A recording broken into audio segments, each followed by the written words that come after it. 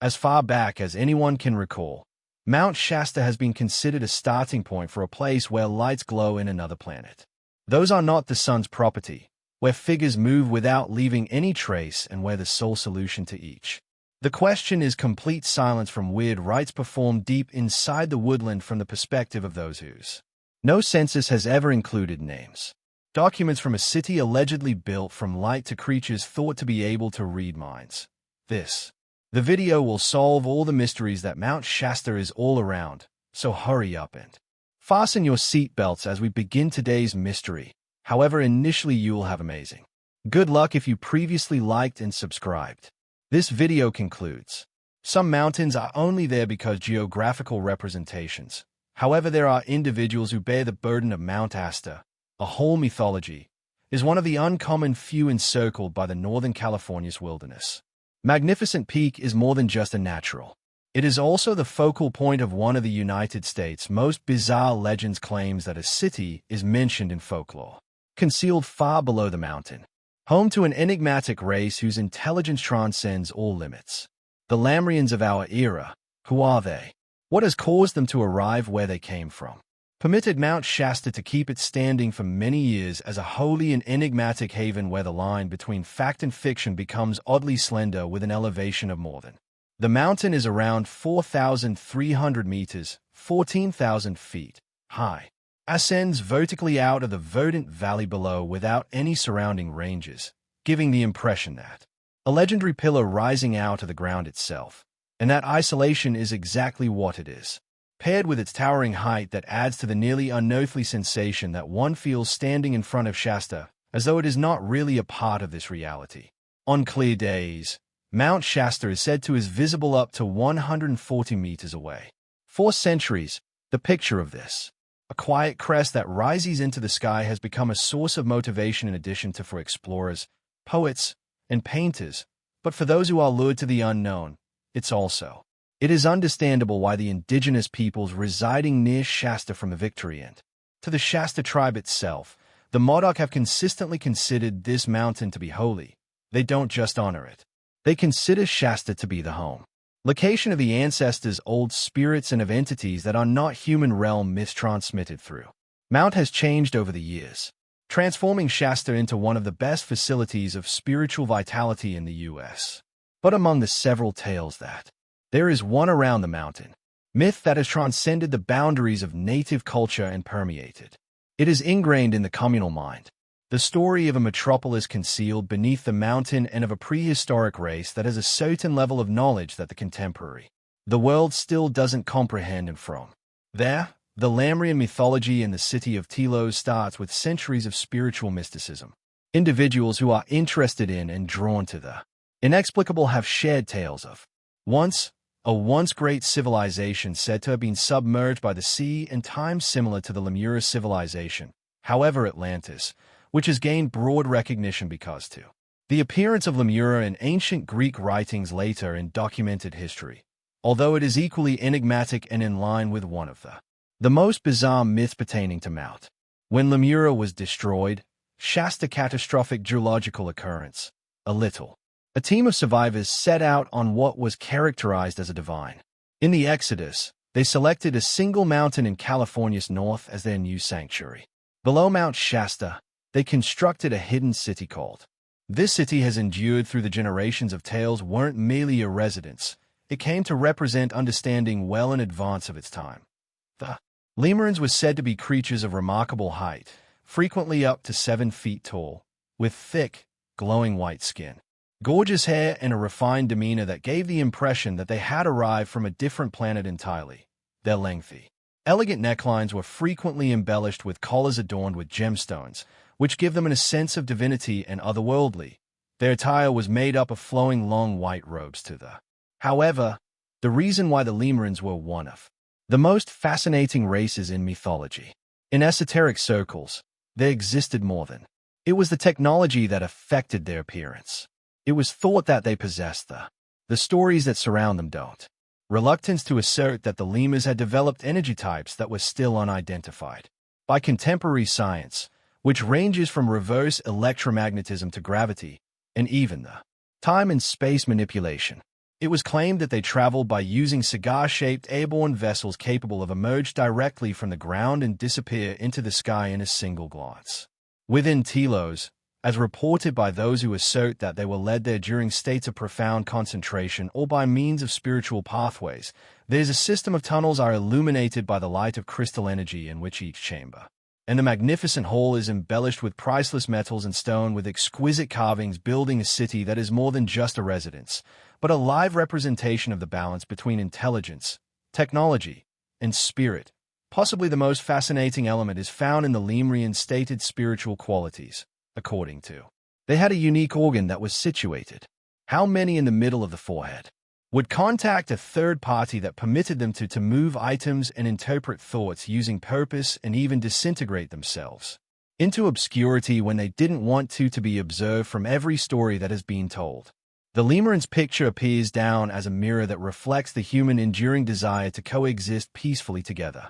Nature to have insight that extends well beyond the current day and to maintain a culture free from the damaging cycles of the contemporary world. And if this is the case, Telos might not be a location that was forgotten. It might well be silently awaiting the person who is meant to locate it. Not every legend is transmitted orally.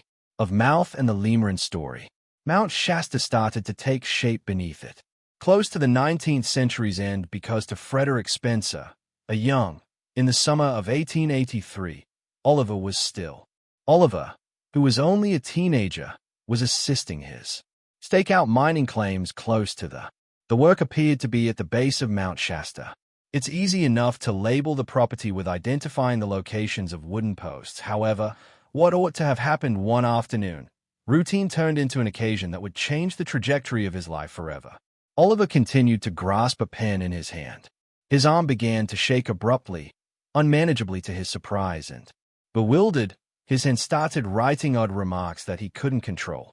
Too scared, he went back home, but his hand was not stopped by the occurrence, kept writing non-stop about page after page containing mysterious messages. His mother, who would eventually turn into the person who looked after his inheritance, promptly supplied another paper, enabling her son to proceed writing, and gradually a mysterious. By 1895, the manuscript was starting to take shape. When the manuscript was ultimately finished, Oliver dubbed it a Duello on Two Worlds, and as Oliver himself claims, he did not possess this book. Instead, it had been transmitted in writing by a Lemurian creature who lived below Mount Shasta. Oliver had been selected as a conduit to disclose their history, which has been buried. Time has returned beneath the stone. By use of what he called automatic writing about a unique occurrence in the book describes the occult realm, the metropolis of Telos, in terrifying detail. Oliver described hallways that were lit by doors with fake crystal light that smoothly withdrew into the stone walls of silver and gold-plated rooms, and carpets so soft that they are comfortable to tread on, felt as though you were walking on light. This city itself wasn't the soggy, gloomy location that most people would think of when of a subterranean realm, yet it was an architectural haven surrounded by luminescence of metal driven by energy that contemporary research could only start to comprehend using the framework of quantum theory. He even explained flying in the shape of a cigar, vessels that move with the elegance of living things, in addition to sophisticated transportation networks that are uncannily comparable to the trains of magnetic levitation of a future period. Taking these characteristics were written in the 19th century. They were incredibly brave. So much that even modern scientists were shocked to learn that. Oliver was certain that he thought he had received profound spiritual guidance into the city where he personally observed. He believed everything he said, himself as the selected messenger charged with delivering information from the beneath the surface of the modern human race, at which Oliver died in 1899 at 33 years old. The text had not yet been released, but his mother, Mary. The art was brought in by Elizabeth Manley Oliver around the world, and quite immediately it sparked a silent craze among esoteric circles, New Age groups, and communities committed to researching metaphysics phenomena, to individuals who hold the belief that existence of the inexplicable resident not only is on two planets a book, but it's an invitation to enter another universe in which the Lemurians are the secrets of Mount and the city of Telos. Although Shasta is no longer a legend, anything that is awaiting discovery when. Frederick's A Dweller on Two Planets in 1905, Oliver was formally published. It didn't only draw in the interest of a specialized community of spiritual seekers. It sparked a flurry of debate among academics, mystics, and anyone looking for something outside the parameters of the physical realm. But not until decades later, the tale really entered the sphere of popular mythology as an increasing number of mysteries emerged. In 1931, near Mount Shasta, an extremely important person in the mystical, Harvey Spencer Lewis, the community the Rosicrucian Order's founder in America, released a piece of writing under the wishes using pseudonyms. So this book not merely repeated Oliver's story about but extended it into a Lemurian whole esoteric network that links telos to prehistoric societies like Egypt's Atlantis and even the hidden Lewis and the wonders of the Himalayas. Mount Shasta served as a gateway for his disciples, a point of convergence between dimensions of a sanctuary and old energy cables. For a race with current knowledge, humanity had long since forgotten.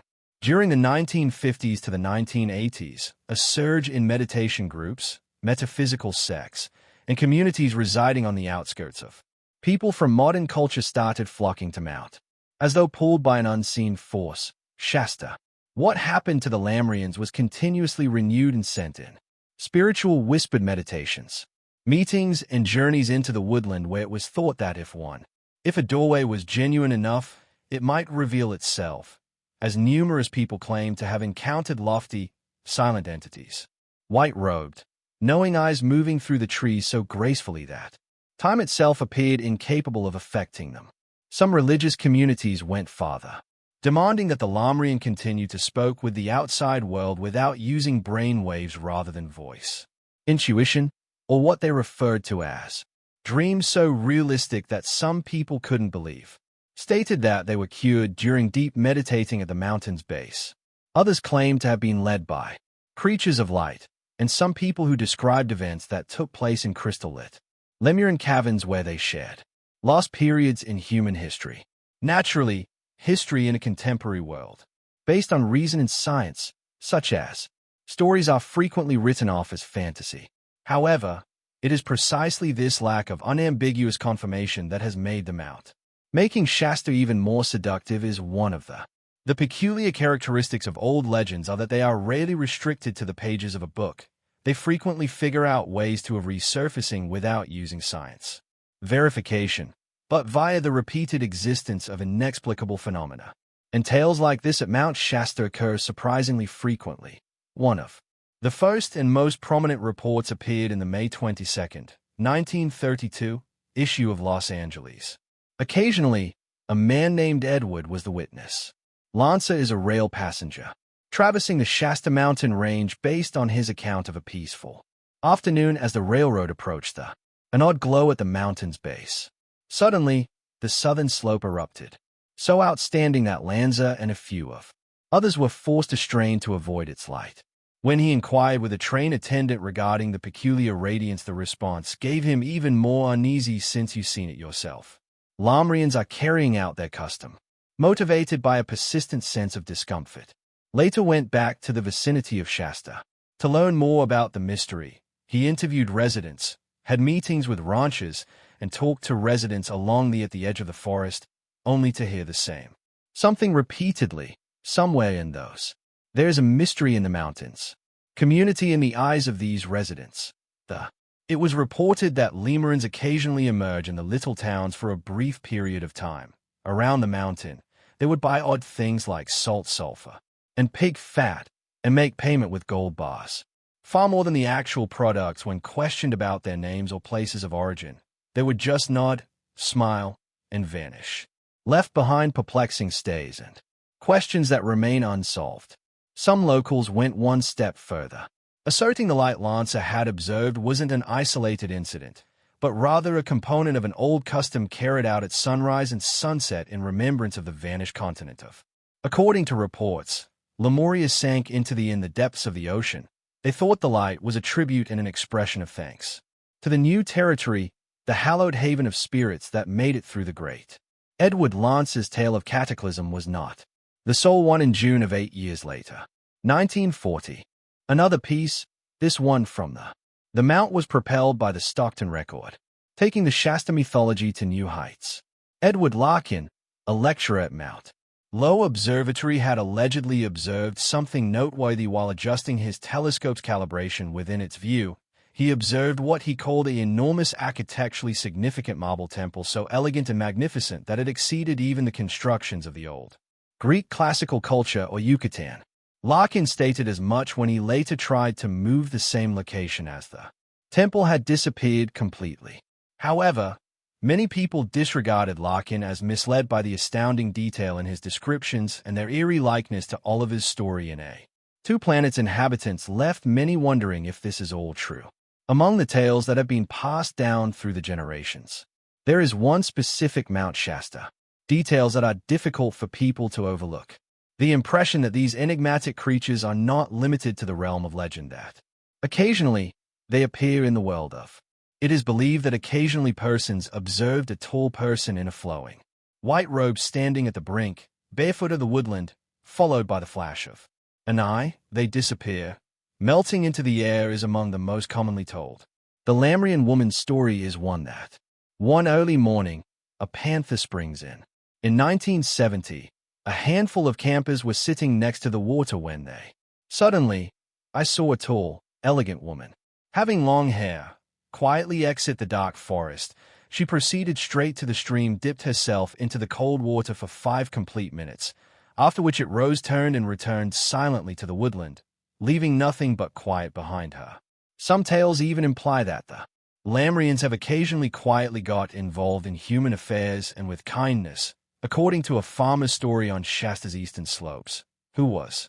His land had cracked, leaving him facing destruction, and dried a stranger in a white one day. A robe emerged, pointing to the empty Doten explained a technique for. The individual has never heard of horticulture.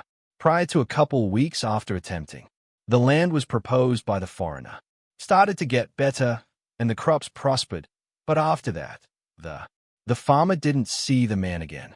The story describes a chilly January day when a family's vehicle malfunctioned on an isolated mountain road as a state of terror and desperation set in for a tall man with eyes appeared as clear as mountain water. He said little at the edge of the woodland, squatting next to the engine and making a few bolts, then a soft smile and a stroll gone. The vehicle started up again without any problems. Among those claiming to have set foot, the name Dr. Doral is in the city of Telos, frequently cited as one of the. He first described that at a journey far inside the mountain, he found a cavern so large that it defied belief, that is more over 20 meters long, almost 10 meters high, and not illuminated by flame or fire, but by a man-made sun suspended in. The air was not frigid in mid-air, not moist, as if each molecule gently carried an unseen energy field, bouncing off the skin along the subterranean walls were painstakingly sculpted. Slabs of stone engraved with odd ornamented with crystals and symbols that seemed to radiate from within. Although Doral claimed he didn't meet anyone, wasn't alone themselves, something invisible was observing him, as though he had been given authorization to enter, but not to stay. Another tale came from an unknown man was filmed at some point during. He asserted in the 1960s that during an uphill climb, he felt lightheaded all of a sudden, and fell to the side of the road when he came back to, he discovered, resting on a gold-inlaid stone floor, within a room where the illumination mirrored by gems set within the ceiling glistened like stars. A tall man was standing next to him. He said with a soft smile that he had been taken down momentarily to give the man a respite, then passed out again, and, upon reopening his eyes, he was maybe right back where he had landed. Of all these accounts, the most well-known is that of British geologist J.C. Brown. In 1904, working for a mining firm, when conducting a survey in the Shasta, Brown claimed to have found a secret passageway on the western flank of. He claims that the tunnel is the mountain, led into a labyrinth beneath the ground, miles long and expanding up into a large room surrounded by tall stones, sculptures, shimmering copper inlay walls, crystals, and most remarkably, mummified remains in a crypt. These mummies varied in height from 6 to almost 10 feet. Height, many wearing traditional attire of gold and bronze entirely unlike any prehistoric civilization ever recorded.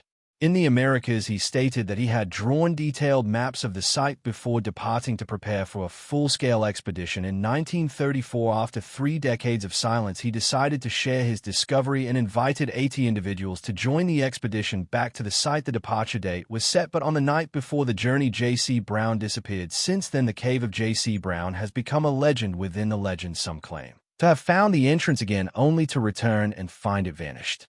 Others believe that the Lemurians themselves sealed the gateway and that it only opens for those who are chosen. All of these stories, despite their lack of verifiable proof, continue to provoke wonder. So if it's true, who are the Lemurians? Could they be the remnants of a long-lost continent once home to a civilization far more brilliant than anything we've ever known, now quietly continuing their existence in secret? Or are they messengers from another dimension where time flows according to its own rhythm? Or perhaps more simply, are they nothing more than the product of human imagination raised into legend by generations of storytelling? Whatever the answer may be, one thing remains certain: Mount Shasta still stands, and within it mysteries endure, waiting to be unraveled. You may not believe every story you've just heard. Perhaps to you the Lemurians are nothing more than a product of imagination, and the city of Telos is just another piece of folklore. But if this tale made you pause even for a brief moment to wonder whether wonder itself might still exist in this all too familiar world, then perhaps share your thoughts in the comments below. Stay with us as we continue exploring the mysteries that remain unanswered, and don't forget to subscribe to the channel and turn on notifications. We'll see you in the next story.